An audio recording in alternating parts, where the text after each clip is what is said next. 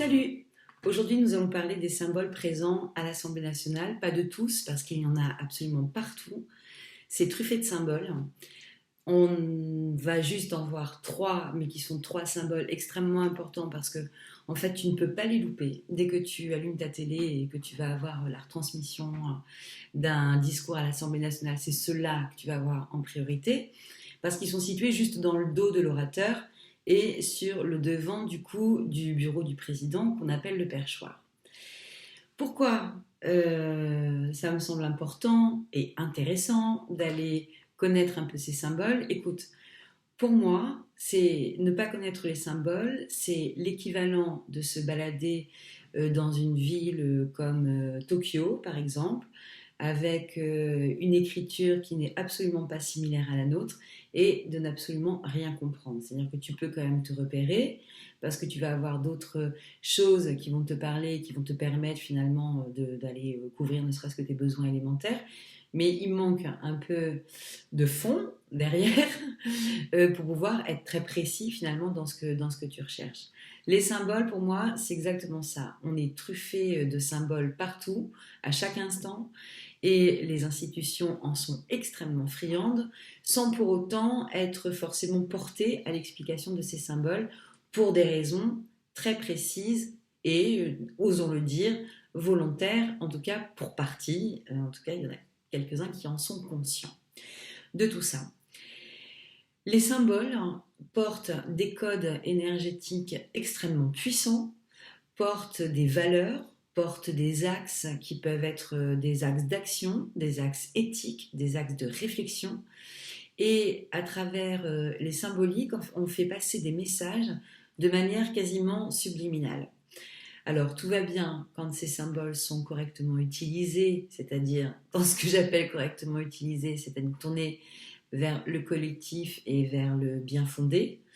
Je suis beaucoup plus nuancée quand ces symboles sont repris par des élites, lesquelles élites passent finalement beaucoup de temps à vouloir se distinguer du reste du monde et ne pas aller porter leurs connaissances, leur savoir-faire et leur savoir tout court sur une portée finalement qui va être plus utile à à un grand nombre de personnes. Alors, ces trois symboles, quels sont-ils?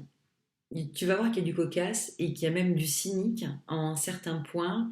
Je vais essayer de me concentrer uniquement sur les symboles parce que je ne te cache pas que ce qui a motivé cette vidéo, et en tout cas surtout le sujet de cette vidéo, c'est que en regardant les retransmissions des derniers discours de nos autorités que nous avons eus en début de semaine, j'ai senti un espèce de grand énervement à l'intérieur de moi. Je regardais la retransmission sur Brut et je n'ai cessé de cliquer sur le petit bouton grrr. Voilà, ça m'a profondément énervée. J'imagine que je ne suis pas la seule et c'est tout à fait légitime. Mais je me suis dit, toute cette énergie-là, il faut que tu la mettes à profit d'autre chose parce que c'est pas cliquer sur le bouton grrr qui va faire avancer le schmilblick non plus. Donc, essaie de transcender le truc. Alors, je me suis mise à observer le décor et je me suis dit, mais oui, mais parlons-en justement du décor. Maintenant qu'on a eu le contenu, ben écoute, on va regarder le contenant, donc le décor, l'endroit où ça se passe. Et comme je te le disais à l'instant, il y a tellement de symboles, il faudrait peut-être une série de 50 vidéos pour aller décrypter en profondeur chaque symbole présent à l'Assemblée nationale. J'en ai sélectionné que 3. Tu vas voir qu'ils ne sont pas non plus piqués des hannetons. Et je t'encourage à utiliser ces symboles-là pour ta propre évolution, pour ta propre croissance, parce que là, euh, ouais, il se pourrait qu'on en ait besoin. Juste avant de rentrer dans le vif du sujet, je bondis juste sur un point. Je te parlais des élites à ce moment-là et des esprits corporatistes, des élites que l'on retrouve. J'observe en ce moment qu'il y a pas mal de mouvements plus ou moins corporatistes qui se mettent en place. Je m'interroge sur le bien fondé d'établir des choses par corporation. Alors peut-être que c'est un début, je le souhaite en tout cas, qu'il y ait plutôt des formes de rassemblement et d'union derrière tout ça. Peut-être qu'on éprouve le besoin de s'organiser comme ça en groupe dans un premier temps avant de former un plus grand groupe, mais prenons garde à ne pas aller user de trop d'esprit corporatiste, parce que le problème est bien plus large que les corporations, même si certaines sont particulièrement mises en avant en ce moment. Mais voilà, le corporatisme a ses limites. Et j'aime bien l'idée d'une réunion des énergies plutôt qu'une dispersion des énergies. Et il me semble qu'en ce cas précis, la réunion des énergies pourrait être un peu plus profitable. Alors, je ne sais pas comment les choses peuvent s'organiser. Il y a des petites, des choses qui se mettent en place, des idées qui se mettent en place, des choses qui montent. Mais écoute, aidons-nous les uns les autres. N'essayons pas peut-être sur le plan individuel de sortir juste notre épingle du jeu. Nous n'y arriverons pas sur le plan individuel. Et une corporation toute seule, c'est comme un individu tout seul. Donc faisons peut-être un petit truc un peu plus général, un peu plus global, même si ça paraît compliqué à concevoir, parce que ça va nous demander de repenser des fonctionnements vraiment très très anciens, et notamment le fonctionnement corporatiste est un fonctionnement très très ancien. Je ferme là la parenthèse sur les corporations, et en tout cas, voici ce qu'il en est des symboles qui sont présents de part et d'autre et derrière. Alors celui-là on le voit moins, donc j'ai un peu galéré pour trouver les images parce que ça paraît insensé, mais il y a très peu de photos qui permettent, enfin en tout cas trouvées sur le net, qui permettent d'avoir une vue assez précise de ces symboles. Alors tu m'excuseras par avance, mais les documents que je vais te présenter à côté, peut-être par là, sont pas très nettes en définition parce qu'il a fallu que je procède par saisie d'écran et en partie lors du direct parce qu'on ne trouve pas aussi facilement que ça les photos de ces symboles. Par contre, il suffit d'allumer ta télé le mercredi ou un autre jour de transmission et tu auras l'occasion de les observer de façon un peu plus claire, en tout cas avec une meilleure définition. Alors, le premier symbole qui se trouve à la gauche de l'orateur, c'est un rameau de chêne. Le chêne est un arbre que l'on connaît tous comme étant extrêmement puissant et avec des symboliques extrêmement puissantes. Et quand tu vois un rameau de chêne quelque part, c'est pas coucou la verdure, c'est symbolique du chêne qui est présenté ici. Alors qu'est-ce que c'est en fait, le chêne ? Le chêne, il est considéré comme étant l'axe du monde. Pourquoi ? Parce qu'il a cette particularité d'avoir des racines robustes et extrêmement profondes dans le sol, donc là on parle des forces chthoniennes, et d'avoir une capacité de s'élancer très haut dans le ciel, où on rejoint du coup les forces célestes. Donc il ressemble comme ça à un axe, et c'est pour ça qu'on l'appelle l'axe du monde, et qu'il a toujours eu une importance très particulière dans toutes les mythologies et dans toutes les cultures que l'on retrouve. Tu peux regarder la mythologie nordique, tu peux regarder la mythologie grecque, la mythologie romaine, tu retrouves le druidique aussi, celtique, tu retrouves le chêne à chaque moment.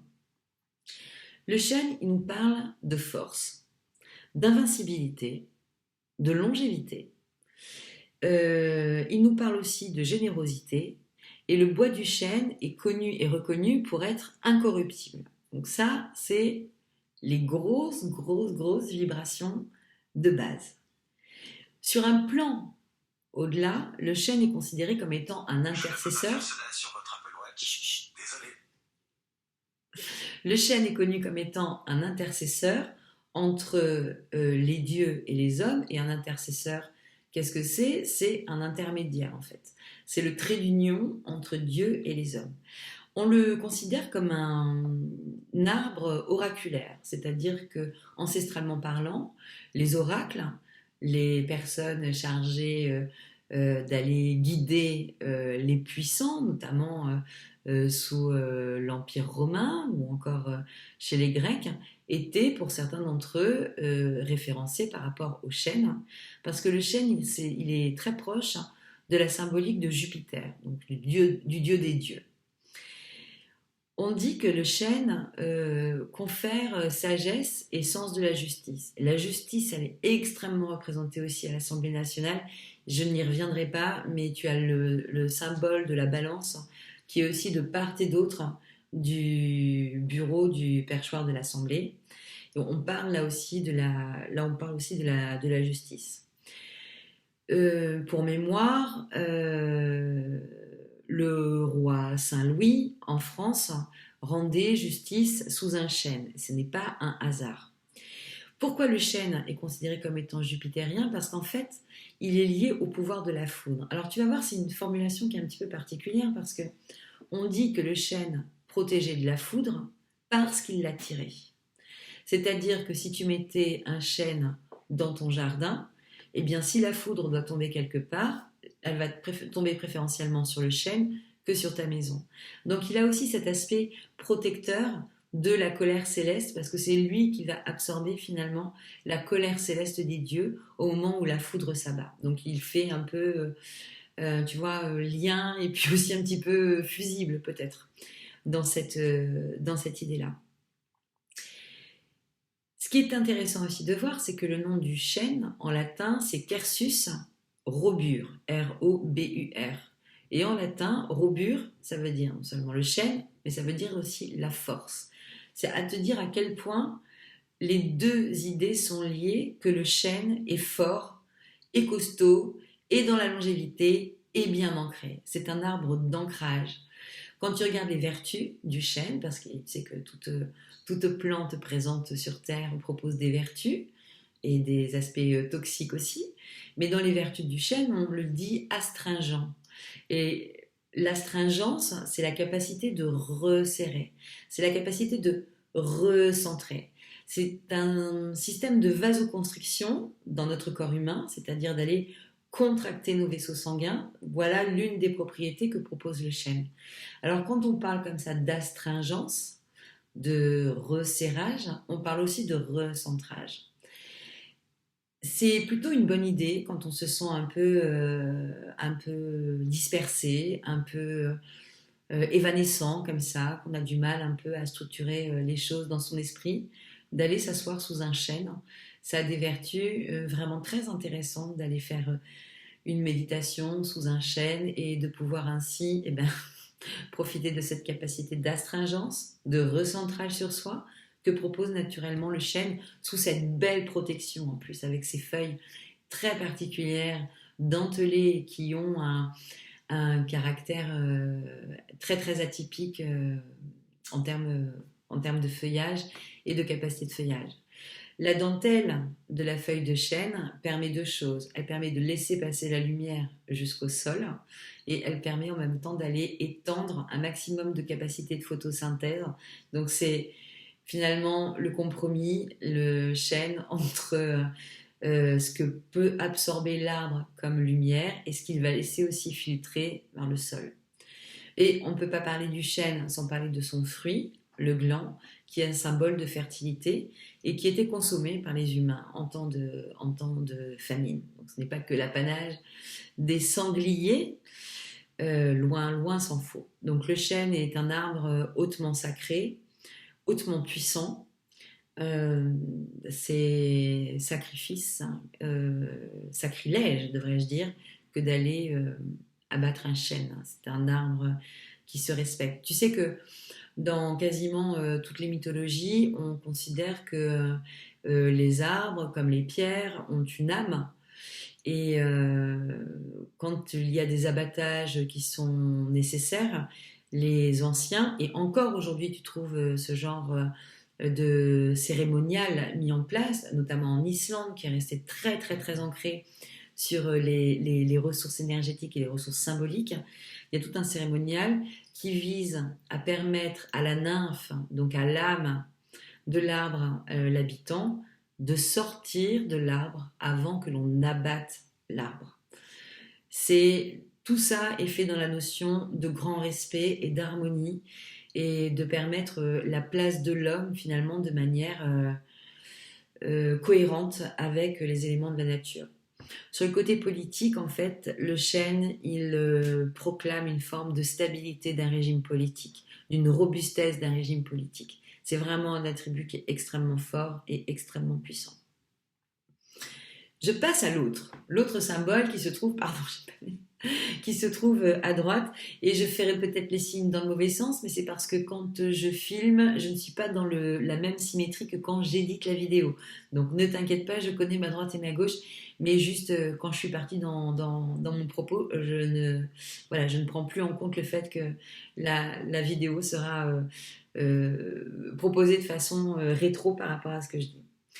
Donc de l'autre côté, l'autre symbole qui est toujours visible, c'est le laurier. Alors le laurier, on le connaît aussi, c'est aussi un symbole qui est très puissant, qui est ancestral. On le voit sur la tête de Jules César, on l'a vu sur la tête de Napoléon. C'est quelque chose qui honore. Alors on dit que le laurier honore les génies, les poètes. Alors dans génie, on entend aussi stratège, parce qu'il a été longtemps lié, et il est toujours lié aux états de service des chefs de guerre victorieux. On parle de couronne des héros, mais aussi de couronne des sages. Donc il a de multiples attributs. Le laurier, il est lié à Apollon, donc le dieu solaire par excellence, lequel dieu solaire a quand même la particularité de porter différents noms, selon s'il est dans le monde céleste ou s'il est venu se joindre aux mortels.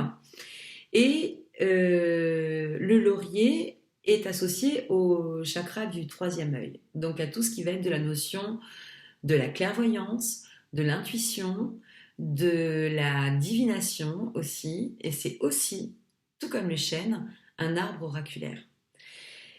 La Pythie de Delphes, qui est peut-être l'une des oracles les plus connus, en tout cas qui a traversé les temps et qui est l'une des oracles les plus connus, mâchait quelques feuilles de laurier avant de se mettre en état de conscience modifiée sous un laurier, de manière à pouvoir délivrer bien quelques bribes de l'avenir à ceux qui venaient l'interroger. Alors pourquoi ce laurier est lié à Apollon ? Alors c'est une bien curieuse histoire que nous raconte la mythologie grecque à ce propos. Apollon avait un contentieux avec Cupidon. Cupidon ou Eros, selon si tu regardes mythologie romaine ou mythologie grecque. Et Cupidon, tu sais, c'est celui qui décoche les flèches dans le cœur de manière à permettre finalement des enthousiasmes pour certaines personnes. Ce que l'on sait moins, c'est que Cupidon, il avait deux types de flèches à sa portée. Il avait les flèches d'or qui allaient infuser l'amour et les flèches de plomb qui allaient infuser répulsion et dégoût. Et dans leur bisbille entre Apollon et Cupidon Eros, parce que Apollon il s'appelle de la même façon en fait chez les Grecs et chez les Romains. Ça c'est l'un des rares dieux à avoir gardé son même nom d'une partie et de l'autre. Quand ils étaient donc en bisbille tous les deux, Cupidon a entre guillemets joué un sale tour à Apollon. Il a décoché à Apollon une flèche d'or qui était du coup qui allait motiver Apollon à aller tomber amoureux de Daphné, qui était une nymphe. Et il a décoché à Daphné. Donc il allait décocher à Apollon une flèche d'or pour qu'il tombe amoureux de Daphné, qui était une nymphe. Et il a décoché à Daphné une flèche de plomb, de façon à ce qu'elle ressente du dégoût et un instinct de répulsion quand elle serait face à Apollon.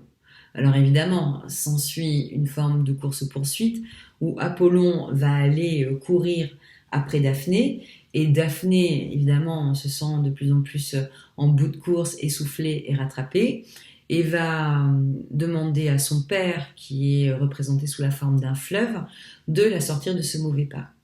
Bon, la réponse du père peut paraître un petit peu curieuse, mais il décide de transformer donc sa fille en laurier, de manière à ce que finalement elle ne puisse pas être possédée par Apollon. Et là, ce qui est très étrange et en même temps très signifiant sur la symbolique profonde du laurier, c'est que plutôt que d'être dans la frustration et dans la déception de ne pouvoir arriver à ses fins, Apollon se met à vénérer le laurier et à accueillir finalement le changement de forme de Daphné sous les meilleurs augures et sous les meilleurs auspices. Dans cet accueil-là, il y a quelque chose qui est de l'ordre de la résilience qui est proposé autour de la symbolique du laurier. C'est-à-dire qu'il transforme le désir ardent qu'il a pour cette nymphe en quelque chose de beaucoup plus contemplatif et de beaucoup plus apaisé sur le plan émotionnel. Et il choisit d'en faire finalement son symbole. Donc il y a une transformation complète du registre émotionnel de départ dans l'histoire que nous raconte cette mythologie. Les vapeurs de laurier étaient, quand tu te couches sous un laurier par exemple, on dit que les vapeurs du laurier t'aident à accéder justement à l'état modifié de conscience, t'aident à accéder à une forme de clairvoyance. C'est un arbre qui est connu aussi pour être protecteur contre les esprits dits malveillants. C'est la sagesse, l'héroïsme, et il parle aussi surtout, et c'est là que ça va nous intéresser aussi, des connaissances secrètes et des aptitudes divinatoires. Et on retrouve cette idée des aptitudes divinatoires avec le bois de laurier, car le bois de laurier était utilisé pour fabriquer des petits cubes en bois qui étaient utilisés dans une méthode divinatoire qui s'appelle la cubomancie, mais que tu peux aussi voir appelée la kybomancie, K-Y-B-O mancie. C'est toujours d'ailleurs, ça existe toujours. C'était une série de dés avec les lettres de l'alphabet représentées dessus. Et en jouant les dés, en lançant les dés, les oracles, en regardant les lettres qui se trouvaient, arrivaient à faire une lecture finalement des éléments importants pour la vie de la personne qui venait les consulter.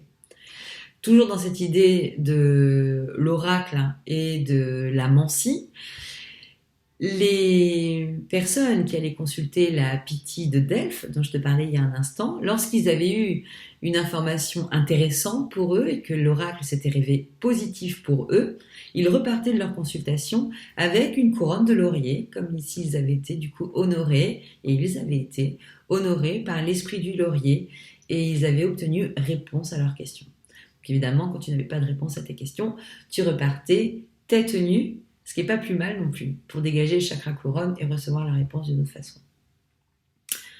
Le laurier, donc. Et alors, quasiment mon préféré, parce qu'il est peut-être parmi les moins connus, et je le trouve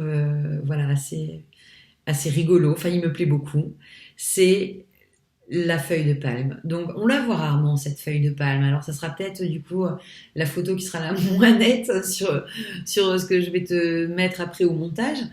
Mais parce que en général t'as quelqu'un devant, et en général qui est devant, c'est l'orateur. Alors ça veut dire qu'il a le symbole dans le dos. Donc lui il est vraiment très très poussé par le symbole. Hein. Donc ça faut le prendre en conscience. La feuille de palme, c'est vraiment, je trouve, mais super intéressant.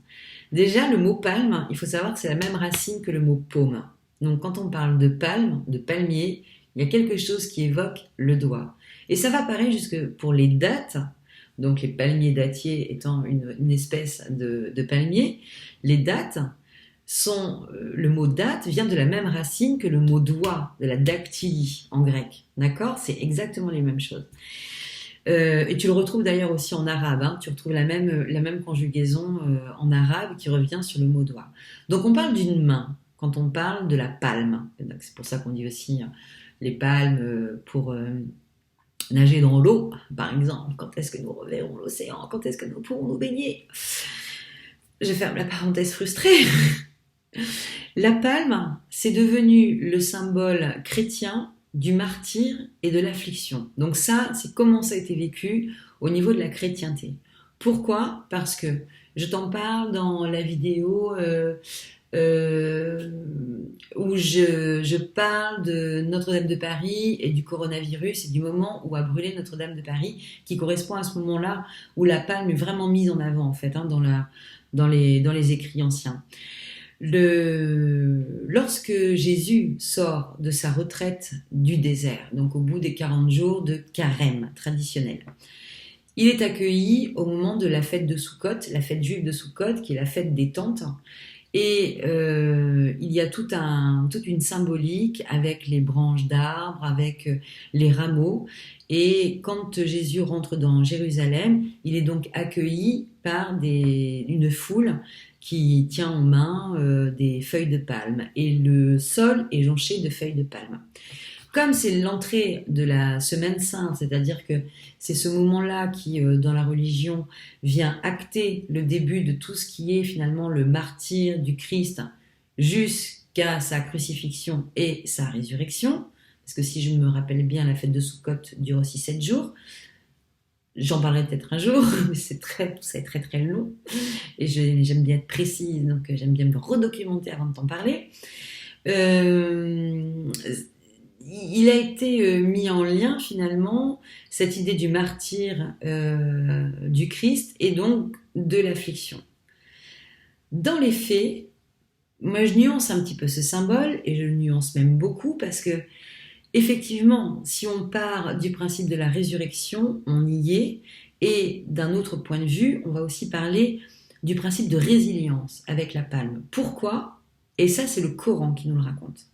Le Coran nous raconte qu'Adam, donc sorti du paradis et arrivé sur terre, se coupe les ongles. Alors tu vas voir, c'est presque un petit peu trash, hein, se coupe les ongles et ne sachant pas quoi faire de ses ongles coupés et ayant le souhait d'honorer finalement la divinité dans son ensemble et de prendre soin de chaque chose, va enterrer ses ongles sous terre. Tu le vois venir, le symbole avec la main, il arrive par là, quoi. Et le palmier serait né, du coup, de, disons-le comme ça, hein, des rognures d'ongles d'Adam. Donc on parle vraiment de la main d'Adam à travers le registre du palmier. Et là, c'est plus tout à fait la même chose, parce qu'on parle vraiment d'une notion de transformation, de résilience, qu'on trouve aussi en filigrane à travers le symbole du laurier, mais on parle aussi de guérison, de capacité à guérir et à transformer les choses, quelque chose de vil en quelque chose de noble. Et je trouve que ce symbole est vraiment hyper fort. Il faut savoir que le palmier propose des vertus cicatrisantes dans la pharmacopée.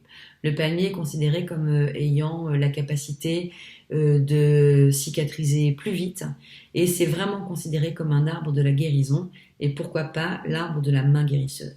En tout cas, j'aime à le voir comme ça. Alors, ce qui me fait sourire, peut-être de manière un petit peu cynique, dans l'attribut de cette palme, de cette feuille de palme et là où elle est placée, c'est quand je pense à tous les débats qui ont pu avoir lieu sur justement comment se situait la France par rapport à l'utilisation et la consommation de l'huile de palme et de savoir que les choses ont été aussi difficiles alors qu'on avait le symbole sous les yeux, enfin dans le dos de l'orateur, peut-être aussi que ça explique des choses, mais de toute la puissance de cet arbre. Et finalement, rétrospectivement, parce que je pense que les derniers débats qui ont eu lieu, qui je crois se sont pas trop mal terminés, mais tu me diras si je me trompe, mais ils ont eu lieu, je pense, au mois de novembre dernier. Et je ne me souviens pas que quelqu'un se soit servi de la présence de ce symbole-là au sein de l'Assemblée nationale pour aller asseoir son propos en termes de défense de cet arbre et même en termes de défense des arbres dans leur ensemble et en termes de défense de l'écologie de façon beaucoup plus générale alors qu'on va se revendiquer de symboles qui sont des symboles végétaux extrêmement puissants et qui viennent quand même nous dire que l'homme se doit certainement d'une certaine humilité par rapport à ces symboles et à l'espèce végétale dans son ensemble. Oui, je me sens un petit peu comme Idéfix dans la bande dessinée bien célèbre d'Astérix. Moi, je pleure et je mords quand un arbre est abattu. Est-ce que je t'ai tout dit? Non, évidemment. Je t'embrasse.